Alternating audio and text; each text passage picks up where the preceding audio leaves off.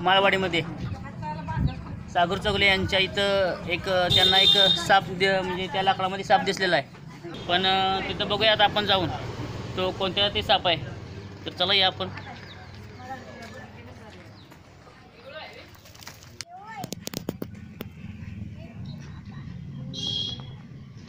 हा एक दिवड जातीचा बिनविषारी साप आहे काय. याला आपल्याकडे वेरुळा म्हणतात. चलो कोकण काढतो जरा इकडे घेऊन. पण असा आहे हा साप म्हणजे नागापेक्षा यांच्यापेक्षा पण चपळ असतोय आणि चावायला सगळ्यात एक नंबर म्हणतात ते चालेल साप.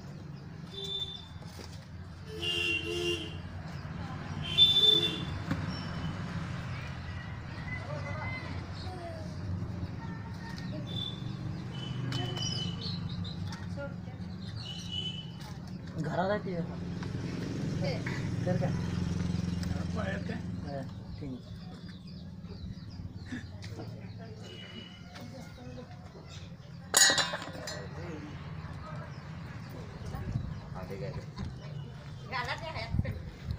एक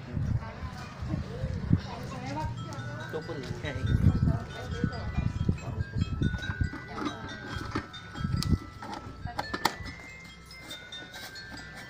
इकडे ही माणसं या इकडे जरा सगळी आपण गेलो.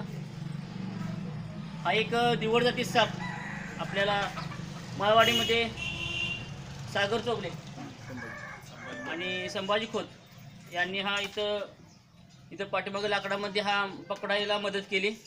आणि हा एक वेरुळा म्हणजे अशा ठिकाणी हा राहतो जिथं जास्त प्रमाणात पाण्याची आहे म्हणजे जिथं पाण्याचं असं सांडपाण्याचं याच्या म्हणजे तिथं बेडक्या खाण्यासाठी हा सांडपाणी जिथं आपलं सांडलं जास्त प्रमाणात असतं तिथं हा पाण्यामध्ये राहणारा एक साप बिनविषारी साप.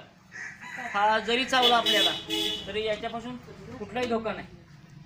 पण कसं असतंय लोक पहिल्यांदा साप ओळखू शकत नाहीत. आम्ही सांगत असतोय की साप चावला की त्याचं काही भीती नाही. पण हा वेरुळा तर लोकांना वेरुळ जाती साप कसा असला पाहिजे हे पण माहिती मिळायला पाहिजे. आणि एक असं असतंय वेरुळामध्ये कसं असतंय थोडंफार कलर इकडे असतात सापांचे. थोडं तोड वेगळं असतंय थोडं पाण्यामध्ये साप राहणारे.